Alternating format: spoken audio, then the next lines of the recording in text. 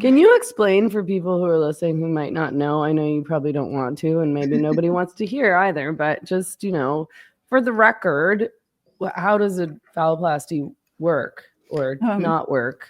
Right. Well, I know far too much about it now. So the first thing that I think it's really important for most people to grasp is that it's kind of like a conveyor belt that these women find themselves on, I think, because they start off on the testosterone, and that produces pretty pleasing male-like features for them, and they look like tiny little men, but they can pass if they've got the beard and everything.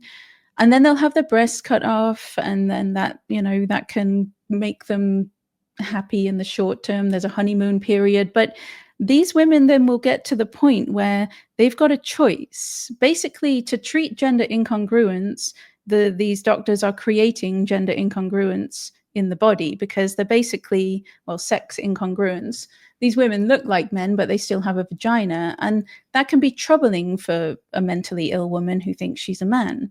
And so it leads some of them to go down the most ghastly surgical path ever created by mankind, as far as I'm concerned. And this is where they'll strip. They have to take tissue from a donor site, and it's normally the forearm. So they'll strip the forearm pretty much down to the bone, some of them. They end up with this awful, awful donor site scar that is visible for everyone to see. So they'll take the tissue, the skin and flesh of the forearm, and they just kind of fashion it into a penis-like shape and sew it onto the woman's groin. Now, many of these women will go through this. It seems the goal for doing that to yourself is often they want to be able to pee standing up.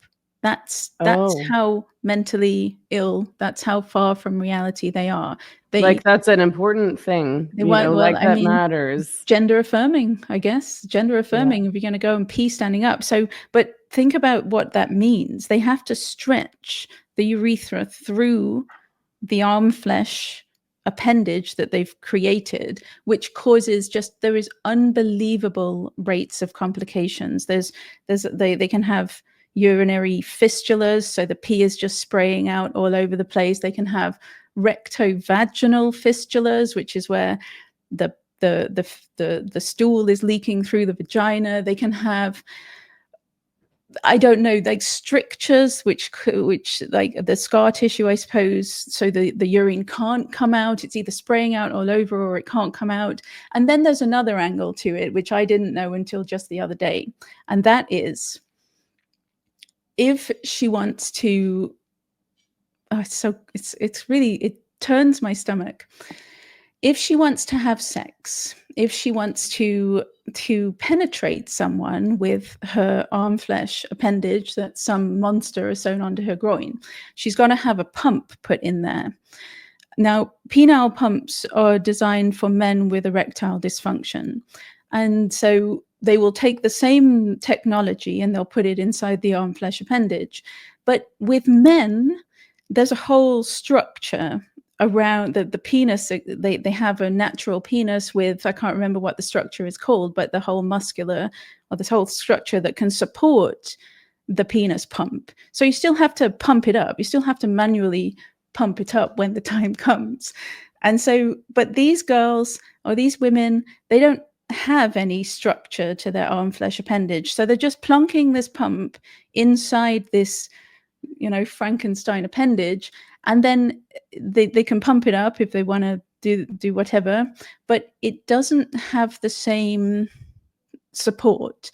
And that means it can fall to one side, it can become dislodged, then it can get infected, and then they have to have another surgery to have it taken out. It's just, there's no limit to the horror when you're reading about phalloplasty. I'm sure I'm not even there. I had to step away from it and cleanse my mind, because when you think about it, it's all so pointless. Mm-hmm. It's all so pointless, even at the end of it, even if she has taken testosterone, even if she has had her breasts cut off. This is the other thing. Did you even know this? They remove a more successful phalloplasty. This is something I learned the other day as well. It's more successful for phalloplasty if you surgically remove the vagina. And then you add another layer to your arm flesh appendage. You add a layer of vaginal tissue on the inside and then the arm flesh around the outside. So it's more successful. And then you remove the vagina and then you just sew her shut.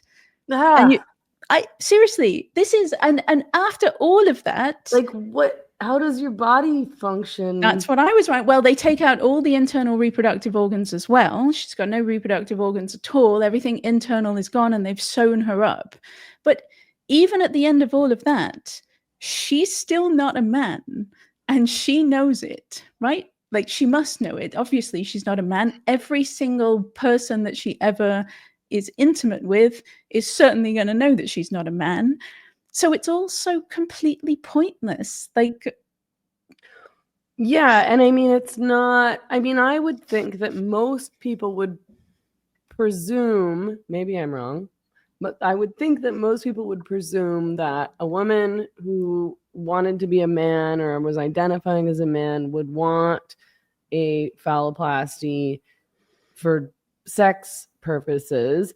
I mean, that doesn't make any sense at all because, you know, she's not getting any pleasure out of this and she can't impregnate someone. So it's really just about a sort of pointless fantasy. Yeah. With lifelong complications, guaranteed life. I wonder, how do these appendages age? What's it going to look like if she does live until she's 70? Surely it's not going to age well. No. But no, it's all a fantasy. You're right. They're living in a fantasy land and they think that this is going to make them happy. And I simply do not believe that it can. I think that we know from all the insane regret literature out there that most of these people say they're happy. And this is a common thing in gender research, is the CBC, Canadian media, mostly CBC, are guilty of this one as well. Less than 1% regret rate. You'll read it in all the CBC articles, it's everywhere. Now, that is technically true because the most atrocious research in existence will say, yeah, less than 1% of the women who had this arm flesh appendage sewn onto their groins, less than 1% regret it. Now, they love to say more people regret knee surgery than phalloplasty. More people regret knee surgery than vaginoplasty, which is the surgical inversion of the penis. Now, because on paper that is actually technically true, about 6% of people regret knee surgery, maybe up to 10%. That's a red flag. Something has gone wrong there. It is completely impossible that more people would regret knee surgery than the ghoulish horror show that is phalloplasty. That is called self-deception. Mm-hmm. We know that when you have made a decision that is irreversible and you chose to go down that path, you have got a very powerful psychological motivation to keep telling yourself, I made the right choice. I don't regret this. I don't regret this. Detransitioners will tell you that this is what they did before they finally had that moment where he said, okay, I do regret it. And then from that point on, they detransition. So there's a powerful self-deception going on with these people because they made the decision to do it to themselves and they were sure that it was going to make them happy. So of course they will, if you ask them, are you happy? They will say yes. But there's so many clues in all of the literature as well that that's just not the case. Like the first one they ever did it to, the girl, FG, it was the patient 0 in the Netherlands. She was the first one to go puberty blockers, testosterone, and then she had not quite phalloplasty, but metoidioplasty, which is, here's another one. Testosterone causes the clitoris to enlarge into a very, very mini penis.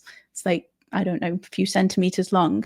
And then they snip around that and make it bigger.